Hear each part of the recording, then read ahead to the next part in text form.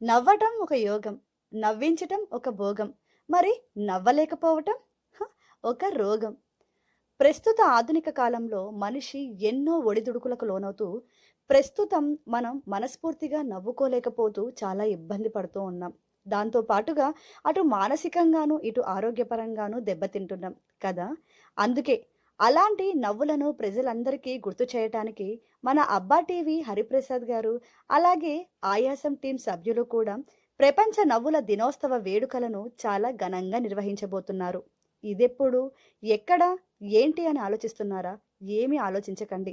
ప్రపంచ నవ్వుల దినోత్సవ వేడుకలకు ప్రతి ఒక్కరిని కూడా పేరు పేరున పిలవడం జరుగుతోంది. ఇక్కడికి ఎంతోమంది ముఖ్య అతిథులు, అలాగే ప్రముఖులు, యూట్యూబర్స్, గొప్ప గొప్ప కళాకారులు, ఎంతోమంది డాక్టర్స్, చాలామంది కూడా మనకు ప్రముఖులందరూ కూడా హాజరవ్వడం జరుగుతుంది. దీంతో పాటు ప్రతి ఒక్కరికి కూడా ప్రపంచ